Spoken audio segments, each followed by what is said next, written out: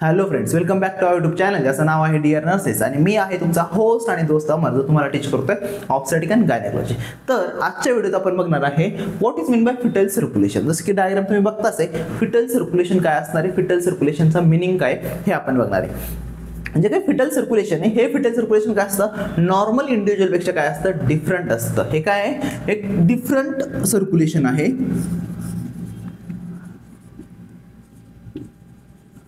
Then normal individual और जे काही असणारे जे काही पोस्ट नेटल बेबीज आहे या पोस्ट नेटल बेबीज पेक्षा काय डिफरंट आहे. आता जर आपण विचार केला हे जे सर्क्युलेशन आहे या सर्क्युलेशन मध्ये असे काय काय चेंजेस आहे की ज्या सर्क्युलेशनमुळे काय झालं आहे, डिफरंट झाले. त्याच्यामध्ये काय असणार आहे, शंट फॉर्मेशन असणार आहे. शंट म्हणजे काय, शंट म्हणजे canals.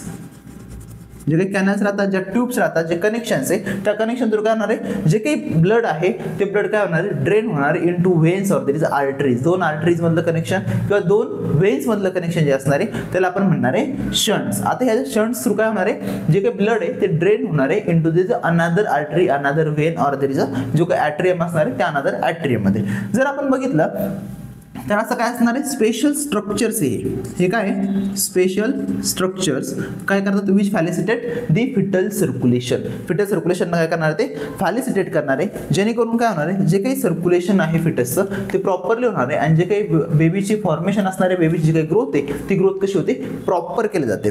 Then it present only in a fetus. असं सर्क्युलेशन का जे सर्क्युलेशन काय असणार आहे, ओनली फिटस मध्ये प्रेझेंट असणार आहे त्याला आपण म्हणणार आहे फिटल सर्क्युलेशन. देन याच्यामध्ये काय असणार आहे, डिफरंट ओपनिंग्स त्याला आपण म्हणतो शंट्स. डिफरंट ओपनिंग्स असणारे, डिफरंट कॅनल्स असणारे त्याला आपण शंट म्हणणार. आता हे शंट फॉर्मेशन का झाले, ड्यू टू ज्या काही नॉर्मल जे काही बेबीच्या हे सिस्टीम्स, या सिस्टीम्समध्ये काय होतं, त्या फंक्शनिंग नसल्यामुळे काय होणार आहे, हे शंट फॉर्मेशन होणार आहे. आता कोणत्या सिस्टीम्स फंक्शनल नसणार आहे, त्याच्यामध्ये नंबर 1 असणार आहे रेस्पिरेटरी सिस्टीम.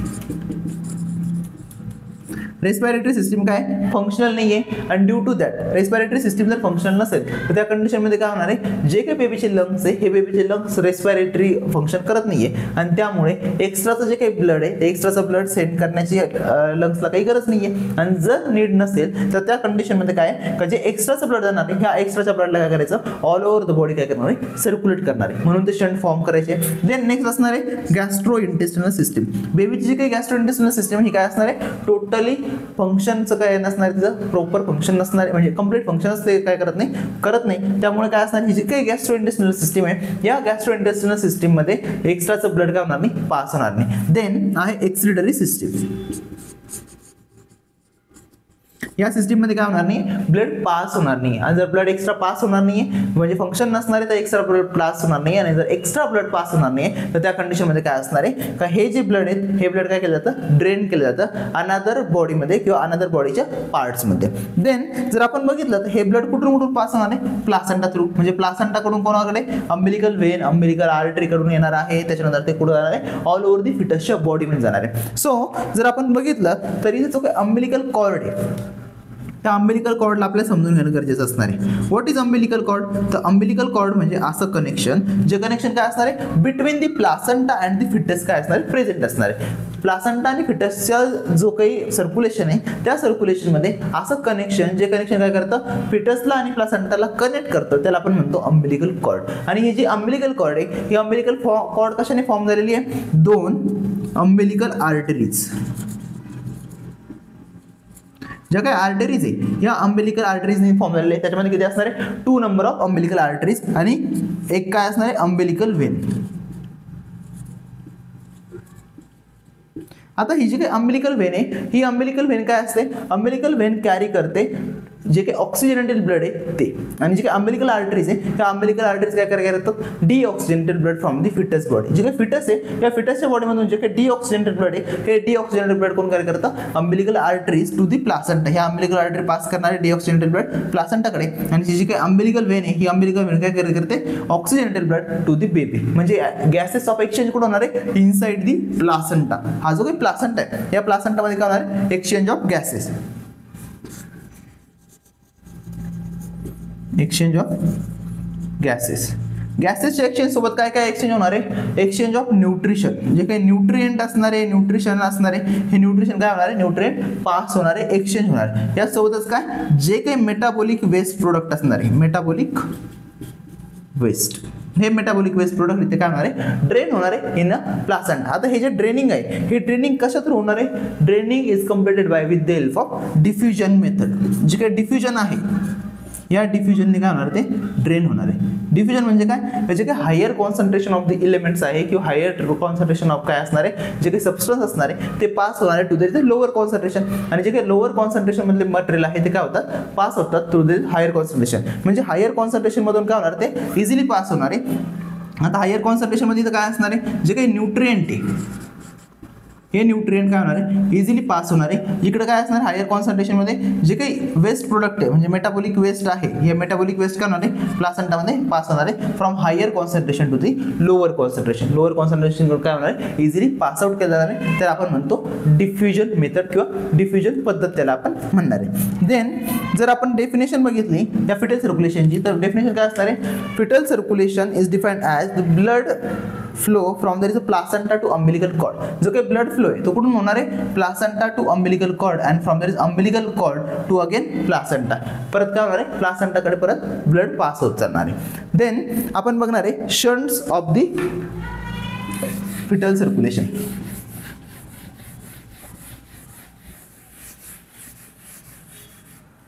शंट्स, आता शंट्स कोणकोणते असणार आहे, शंट इट मीन्स असे काय काय असणार आहे, कनेक्शन असणार आहे, जे कनेक्शन काय करतात, फिटल सर्क्युलेशनला हेल्प करतात. त्याच्यामध्ये नंबर 1 आहे ductus venosus. Then next ductus arteriosus. Third one आहे foramen ovale. Fourth one shunt नाही आहे, त्या आर्टरीज आहे, त्याला आपण म्हणतो ज्या की हायपोगॅस्ट्रिक आर्टरी पासून आराय झालेल्या आहे, त्या हायपोगॅस्ट्रिक arteries.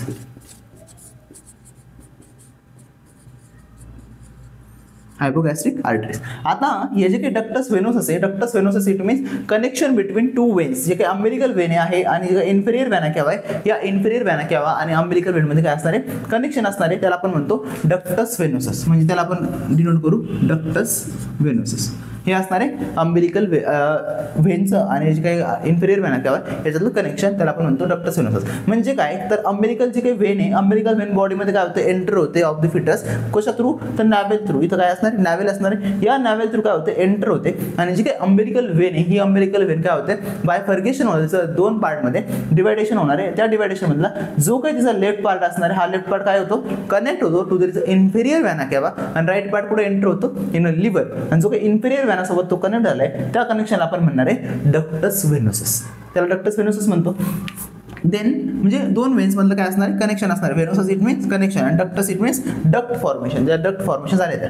Then ductus arteriosus. Ductus arteriosus म्हणजे काय, तर असं कनेक्शन जे बिटवीन कशात झालंय, आर्टेरीज मध्ये झालं नाही. म्हणजे कोणत्या आर्टरीज, तर ॲओर्टा आणि जे काही पल्मोनरी आर्टरी, ह्या पल्मोनरी आर्टरी मध्ये काय होणार आहे, कनेक्शन फॉर्मेशन होणार आहे. That's connection called as a ductus arteriosus. ते काय होणार आहे, ब्लड त्यातून पास होणार आहे. देन नेक्स्ट आहे foramen of ovale. Foramen of ovale it means जो काही राईट ॲट्रियम आणि लेफ्ट ॲट्रियम आहे, या दोन्ही ॲट्रियमच्या मध्ये एक कनेक्शन असणं, एक शंट असणं, त्याला आपण म्हणतो फोरामेन ऑफ ओव्हॅली. तिथून पण काय होणार आहे, ब्लड पास होणार आहे.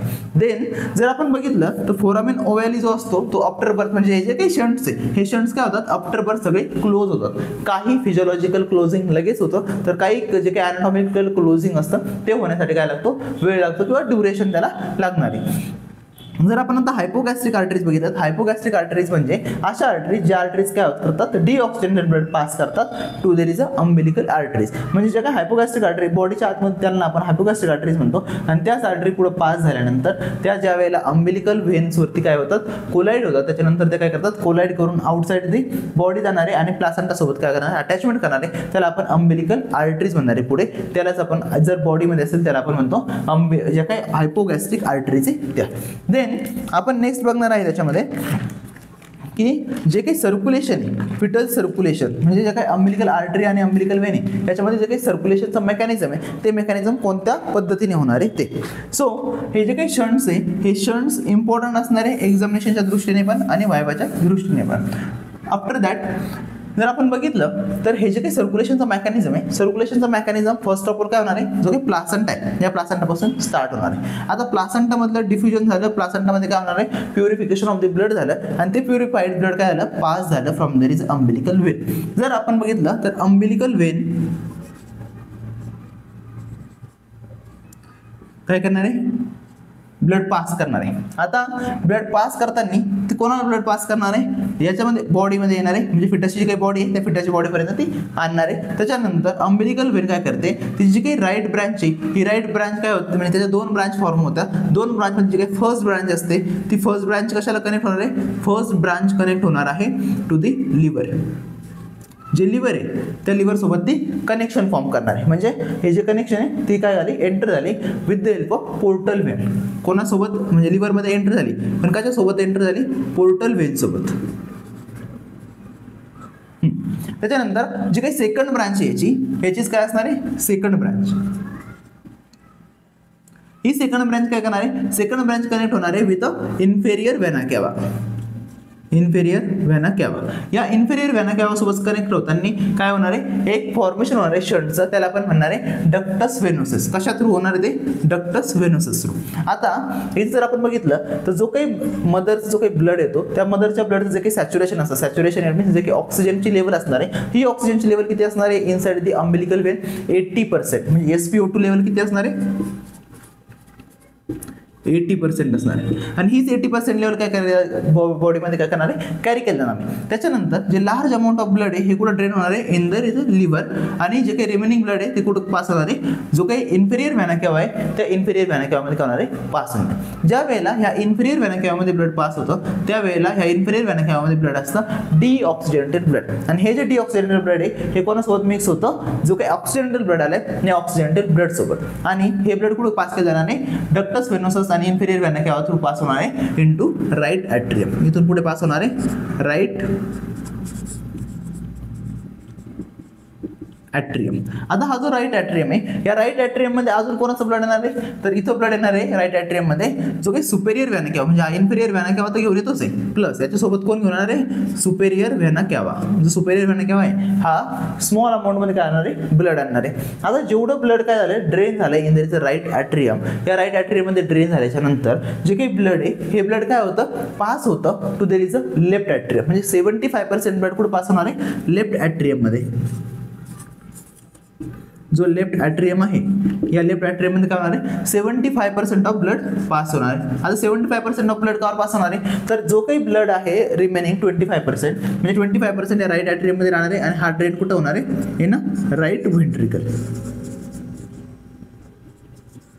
राईट व्हेंट्रिकलमध्ये काय होणार आहे, तो पास होणार आहे. आता हे 25% ब्लड का बरं असणार आहे, तर हे ब्लड जे काही आहे हे ब्लड कुठे पास होणार आहे, पल्मोनरी आर्टरीमध्ये. पल्मोनरी आर्टरी थ्रू जे काही लंग्स आहे त्या लंग्सला. तर एवढ्या ब्लडची काय नसणार आहे, नीड नसणार आहे. मेन कुठं असणार आहे, जो काही अदर बॉडी पार्ट असणार आहे, अदर बॉडी पार्टला. तर हे जे काही कनेक्शन आहे फोरामेन ऑफ ओव्हॅली थ्रू काय होणार आहे, हे ब्लड पास होणार आहे. म्हणजे फोरामेन ऑफ ओव्हॅली राईट ॲट्रियममधून लेफ्ट ॲट्रियममध्ये, म्हणजे तो एक काय असणार आहे, शंट असणार आहे, फोरामेन ऑफ ओव्हॅली. आणि नंबरवर आपण बघितला जो काही डक्टस वेनोसस आहे तो. आता जर आपण बघितलं तर हा फोरामेन ऑफ ओव्हॅली थ्रू 75% ब्लड कुठे ड्रेन झालं, हे ना लेफ्ट ॲट्रियम. या लेफ्ट ॲट्रियममधून जे काही ब्लड आहे हे ब्लड कुठे ड्रेन होणार आहे, ज्या वेळेला कॉन्ट्रॅक्शन ऑफ द ॲट्रियम होणार आहे. तर कॉन्ट्रॅक्शन ऑफ ॲट्रियम थ्रू जे काही ब्लड आहे पर्टिक्युलर ॲट्रियममध्ये ते ब्लड पर्टिक्युलर काय होणार आहे, जे काही व्हेंट्रिकल्स आहे ह्या व्हेंट्रिकल्समध्ये ड्रेन होणार आहे. म्हणजे राईट ॲट्रियममधलं ब्लड राईट व्हेंट्रिकलमध्ये ड्रेन होणार आहे आणि लेफ्ट ॲट्रियम मधलं ब्लड लेफ्ट व्हेंट्रिकल मध्ये ड्रेन होणार आहे. नॉर्मल जे काही आपलं सर्क्युलेशन आहे त्या सर्क्युलेशन सारखं. आता हे जे काही ब्लड आहे हे ब्लड ड्रेन झाल्यानंतर इथं काय होणार आहे, जो काही व्हेंट्रिक्युलर सिस्टॉल आहे म्हणजे व्हेंट्रिकलचं काय झालंय, कॉन्ट्रॅक्शन झाले. आणि या व्हेंट्रिकलच्या कॉन्ट्रॅक्शनमुळे जे काही ब्लड आहे ते ब्लड कुठे पास होणार आहे, पर्टिक्युलर त्याच्या ज्या काही आपल्या आर्टरीज असणार आहे त्या आर्टरीज मध्ये काय होणार आहे, पास होणार आहे. जर आपण बघितलं तर हे जे काही राईट व्हेंट्रिकल असणार आहे हे राईट व्हेंट्रिकल काय करतं, ब्लड पास करतं टू दी पल्मोनरी आर्टरी. या पल्मोनरी आर्टरीमध्ये काय करणार आहे, तो ब्लडला पास करणार आहे. आता पल्मोनरी आर्टरीमध्ये ब्लडला पास झाल्यानंतर जो काही पल्मोनरी आर्टरी तो काय करतो, ब्लडला पुढे पास करणार आहे लंग्सकडे. आणि जो काही शंट आहे या शंटमधून तो काय करणार आहे, एंटर करणार आहे टू द ॲओर्टामध्ये. जर आपण बघितलं लेफ्ट व्हेंट्रिकल मधलं ब्लड कोणा थ्रू पास होणार आहे, जो काही आपला ॲओर्टा आहे या ॲओर्टामध्ये. ॲओर्टा काय, ॲओर्टा बॉडीमधलं सगळ्यात लार्ज काय असणारी आर्टरी असणारे. या लार्ज आर्टरीमध्ये काय होतं, ब्लड पास होतं. आता जर आपण बघितलं तर हे ब्लड इथपर्यंत आलंय. आता हे दोन ब्लड काय होतं, ड्रेन होतात राईट ॲट्रियम मधून लेफ्ट ॲट्रियम आणि लेफ्ट वेंट्रिकल मध्ये. तर राईट ॲट्रियम मधलं जे काही ब्लड आहे ते राईट वेंट्रिकल मध्ये एंटर होतं. कशा थ्रू, तर by there is a tricuspid valves. जे काही ट्रायकस्पिड वॉल आहे ह्या ट्रायकस्पिड वॉल थ्रू तो एंटर होणार आहे. देन जर आपण बघितलं तर लेफ्ट ॲट्रियम मधलं ब्लड लेफ्ट वेंट्रिकल मध्ये ड्रेन होणार आहे with the help of bicuspid valve. Then ज्या वेळेला वेंट्रिकलचा सिस्टोल होणार आहे, वेंट्रिकल कॉन्ट्रॅक्ट होणार आहे, जे काही ब्लड आहे पर्टिक्युलर जे काही वेंट्रिकल्स मधला ते पास होणार आहे. राईट ॲट्रियम जर बघितलं आपण तर ते पास होणार आहे जो काही पल्मोनरी आर्टरी, या पल्मोनरी आर्टरीमध्ये. आणि जो काही लेफ्ट ॲट्रियम लेफ्ट वेंट्रिकल मधला ब्लड असेल तो लेफ्ट वेंट्रिकल मधला ब्लड पास होणार आहे टू दी ॲओर्टामध्ये. हे ब्लड पास होतं थ्रू द सेमिल्युनर वॉल्स. जे काही सेमिल्युनर वॉल्स या सेमिल्युनर वॉल्स थ्रू करणार आहे पास होणार आहे. जर आपण बघितलं तर पल्मोनरी आर्टरी आहे, ही पल्मोनरी आर्टरी काय होते, पुढे बायफर्केट होते. दोन त्याचं काय असणार आहे, डिवायडेशन असणार आहे. एक राईट पल्मोनरी आर्टरी आणि second one is left pulmonary artery. या दोघांच्या बायफर्केशनला जो काही स्मॉल पोर्शन स्मॉल कनेक्शन आपल्याला दिसतंय, हे स्मॉल कनेक्शन काय आहे आपलं, डक्टस आर्टेरियोसस. डक्टस आर्टेरियोसस तो काय असणार आहे, डक्टस आर्टेरियोसस म्हणजे काय, आर्टरीज मधलं कनेक्शन. आता हे जे काही ब्लड आहे पल्मोनरी आर्टरीचं, हे पल्मोनरी आर्टरीचं ब्लड काय होणार आहे, पास होणार आहे some part of the lungs. काय कुठं पार्ट होणार आहे, एकतर लंग्सला पास होणार आहे आणि अनदर वन कुठं पास होणार आहे, टू दी ॲओर्टा. म्हणजेच हे ॲओर्टाला पास केलं जाणार आहे. आता हे जे काही लंग्सचं ब्लड आहे, हे लंग्सचं ब्लड लंगला गेलं, हे लंग्सला काय होणार आहे, पास होणार. आणि जे काही रिमेनिंग ब्लड आहे, हे रिमेनिंग ब्लड काय होतं, ॲओर्टामध्ये एंटर होऊन जे काही ॲओर्टाचे डिसेंडिंग ॲओर्टा आहे, या डिसेंडिंग ॲओर्टामध्ये पास केलं जातं इथपर्यंत. जे काही लेफ्ट वेंट्रिकल आहे, ह्या लेफ्ट वेंट्रिकल मधलं जे काही ब्लड आहे ते कुठं गेलं, ॲओर्टामध्ये गेलं. आणि हे जे काही ॲओर्टामध्ये गेलेलं ब्लड आहे हे कुठं जातं, ब्रांचेस ऑफ दी ॲओर्टा. पास होणारे कोणाला, ब्रांचेस ऑफ ॲओर्टा. या ब्रांचेसला काय होणार, ते कम्प्लिटली पास होणार आहे. आणि पास झाल्याच्या नंतर जे 75% ब्लड आहे हे पास झाल्यानंतर जे काही रिमेनिंग ब्लड असणार आहे 25%, त्याच्यामधलं सम पार्ट कुठे गेला, लंग्सला गेला. आणि आफ्टर दॅट काही पार्ट काय होतो, पल्मोनरी आर्टरी थ्रू काय होणार आहे, एंटर होणार आहे ॲओर्टामध्ये. ठीक आहे, कशा थ्रू एंटर होणार आहे, पल्मोनरी आर्टरीमधून ॲओर्टामध्ये, डक्टस आर्टेरियोसस हा एक आला. ठीक आहे. आता ह्या जे काही ब्रांचेस ऑफ द ॲओर्टा आहे, या ब्रांचेस ऑफ द ॲओर्टाच्या नंतर जो काय म्हणजे कोणत्या मेन 3 ब्रांच असणार आहे, या 3 ब्रांचेसला गेला. त्याच्यानंतर सोबत कुठे गेला, तो डिसेंडिंग ॲओर्टाला गेला. डिसेंडिंग ॲओर्टा. आता हा जो डिसेंडिंग ॲओर्टाला ब्लड काय होतंय, पास होतंय. हेच डिसेंडिंग ॲओर्टा थ्रू काय होणार आहे, पुढे ज्या काही ब्रांचेस आहे ॲओर्टाच्या, ह्या ब्रांचेसमध्ये काय होणार, तो पास होणार आहे. देन तिथून अराईज होणार आहे ज्या काही हायपोगॅस्ट्रिक आर्टरीज आहे त्या. म्हणजे डिसेंडिंग ॲओर्टालाच पुढं कोण पास करणार आहे, पुढे हायपोगॅस्ट्रिक आर्टरीज.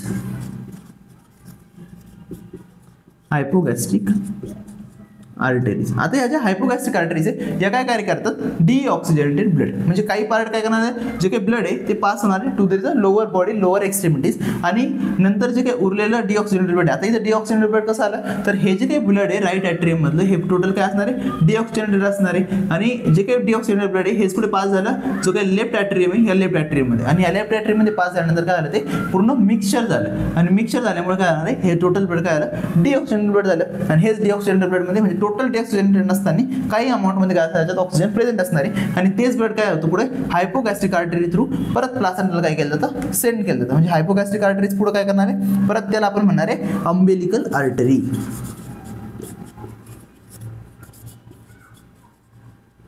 आणि याच अंबेलिकल आर्टरी काय करणार आहे, परत हे ब्लड पुढे पास करणार आहे टू दी प्लासेंटा. आणि प्लासेंटा काय करणार आहे, with the help of diffusion method.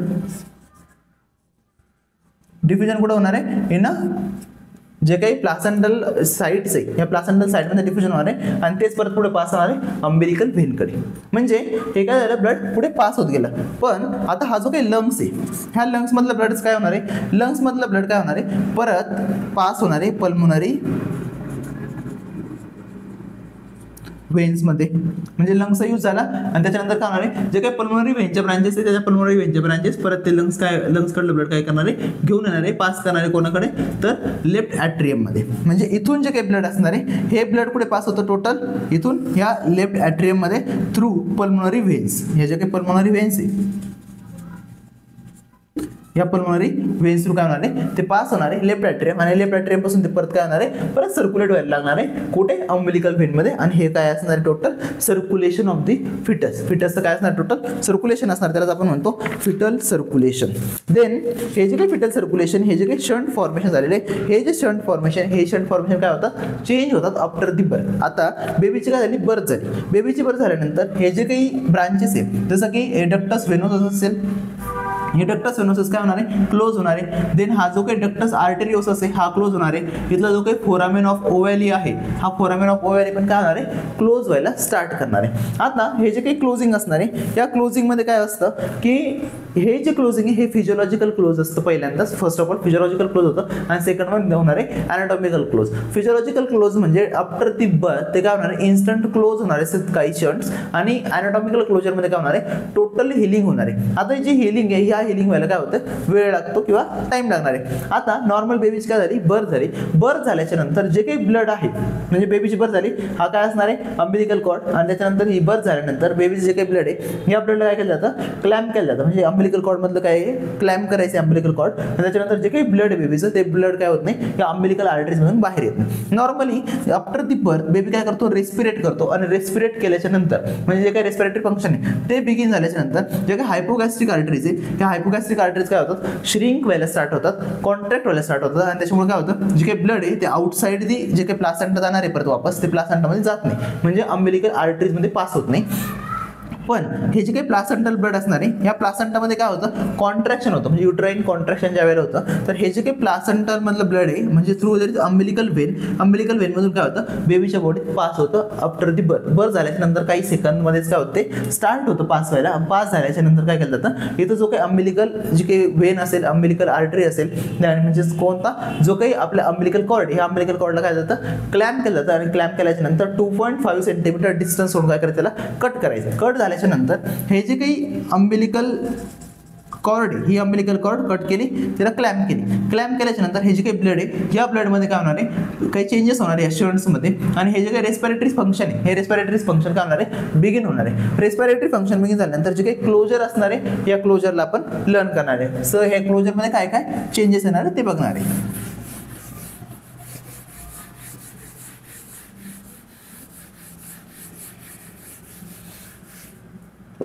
आता हे जे काही चेंजेस असणार आहे या चेंजेस मध्ये नंबर 1 असणार आहे क्लोजर ऑफ अम्बिलिकल आर्टरीज. या ज्या काही अम्बिलिकल आर्टरीज मी तुम्हाला सांगितले की नंबरला कोण क्लोज होणार आहे अम्बिलिकल आर्टरीज. तर या अम्बिलिकल आर्टरीजचं क्लोजर बघू.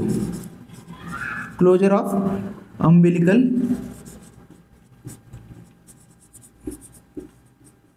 आर्टरीज. आता अम्बिलिकल आर्टरीजचं क्लोजर कसं होणार आहे तर अम्बिलिकल आर्टरीजचं क्लोजर एकदम इन्स्टंटली होणार आहे. इन्स्टंटली का बरं होणार आहे कारण जे एक्स्ट्रा अमाऊंट ऑफ ब्लड असणार आहे ते एक्स्ट्रा अमाऊंट ऑफ ब्लड कशा जाऊ नये प्लासेंटामध्ये जाऊ नये. ड्यू टू दॅट ते काय करायला प्रिव्हेंट करण्यासाठी आणि बेबी हायपोव्हॉलेमियामध्ये जाऊ नये किंवा अनेमिक कंडिशनमध्ये जाऊ नये म्हणून काय होणार आहे इझिली क्लोजर होणार आहे, इन्स्टंट क्लोजर होणार आहे. आणि इन्स्टंट क्लोजर झाल्यानंतर जे काही ब्लड आहे ते काय होणार आहे रिटर्न व्हायला स्टार्ट होणार आहे, म्हणजे इन्स्टंटली क्लोजर होतं. ते जर आपण बघितलं म्हणजे हे फिजिओलॉजिकल क्लोजर असणार आहे इन्स्टंटली. जर अॅनाटॉमिकल क्लोजर बघितलं हे फिजिओलॉजिकली, जर अॅनाटॉमिकल क्लोजर बघितलं तर त्यासाठी 2 to 3 months काय लागतो टाइम पिरियड लागतो. म्हणजे काय या ज्या आर्टरीज या पूर्ण काय होतात श्रिंक होतात आणि नंतर त्याचं कन्वर्जन कशामध्ये होणार आहे त्या लिगामेंट्समध्ये.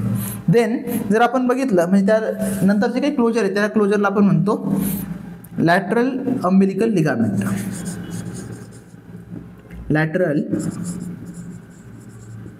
Umbilical ligament. Lateral umbilical ligament आपण त्याला म्हणणार आहे. देन सेकंड वन असणार आहे closure of ductus venosus, sorry closure of umbilical vein. आता अम्बिलिकल कॉर्ड काय झाल्या अम्बिलिकल आर्टरीज क्लोजर झाल्या तर आता नंतर क्लोजर ऑफ अम्बिलिकल व्हेन. जी काय अम्बिलिकल व्हेन आहे या अम्बिलिकल व्हेनचं काय होणार आहे क्लोजर होणार आहे. आणि अम्बिलिकल व्हेनचं क्लोजर होत असताना जे काही अम्बिलिकल व्हेन आहे तिचं क्लोजर झाल्यानंतर त्याच्या व्हेन्सला आपण म्हणतो लिगामेंटम टेरस. म्हणजे जो काही रेसिड्युअल पार्ट असतो लिगामेंटल टेरस त्याला आपण म्हणणार आहे लिगामेंटल टेरेस. आता हा जो पार्ट आहे हा पार्ट काय होतो, क्लोज होतो अम्बिलिकल आर्टरीचा. कशामुळे, तर जे काही ब्लड आहे हे ब्लड काय झाल्यानंतर, पास झाल्यानंतर. पण हा काय होणार आहे, या जे काही अम्बिलिकल आर्टरीज त्या क्लोजर झाल्याच्या नंतर काय होणार आहे, क्लोज होणार आहे, जेणेकरून काय होणार नाही, जे काही ब्लड आहे तो ब्लड लॉस बेबीला एक्स्ट्रा होणार नाही. देन जे काही पुढचं क्लोजर असणार आहे, पुढचं क्लोजर आहे closure of ductus venosus.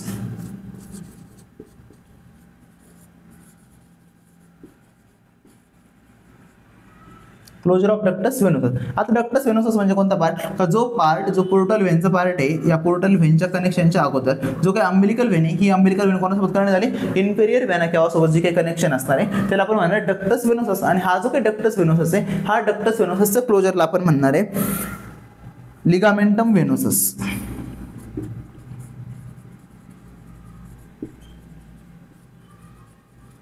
Ligamentum venosus म्हणजे जे काही वेन्स आहे ह्या वेन्स झाल्या क्लोज झाल्या आणि आपण काय होणार आहे, आफ्टर दी बर्थ फॉर्मेशन होणार, त्याचं क्लोजर होणार आहे. Then next closure of ductus arteriosus.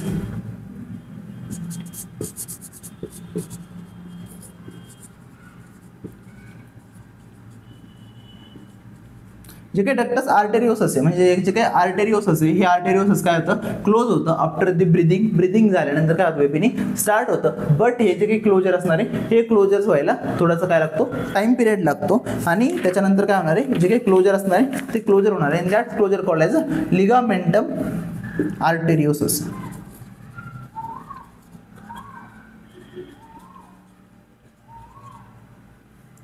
Ligamentum arteriosus आपण त्याला म्हणणार आहे. आता हे जे काही लिगामेंटम आर्टेरियोसस हे क्लोजर झाल्यानंतर काय होणार आहे, जे काही डीऑक्सिजनेटेड ब्लड आहे राईट व्हेंट्रिकल मधनं ते कुठे पास होणार आहे, लंग्सकडे पास होणार आहे. आणि लंग्सला काय होणार आहे, टोटल ब्लड सप्लाय होणार आहे, जेणेकरून जो काही डीऑक्सिजनेटेड ब्लड आहे हे ॲओर्टामध्ये काय होणार नाही, एंटर होणार नाही. आणि जर हे शंट क्लोज झाले नाही प्रॉपरली तर त्याच्यामध्ये काय होणार आहे, ॲबनॉर्मल कंडिशन्स डेव्हलप होणार आहे त्या बेबीमध्ये. आणि त्या कंडिशन्सला काय करावं लागतं, ट्रीट करावं लागतं. ज्या वेळेला बेबीचं काय होणार आहे, थोडंसं प्रॉपर एज होणार आहे, त्याच्यानंतर आपल्याला त्याला काय करावं लागतं, ऑपरेट करावं लागतं, ट्रीट करावं लागतं.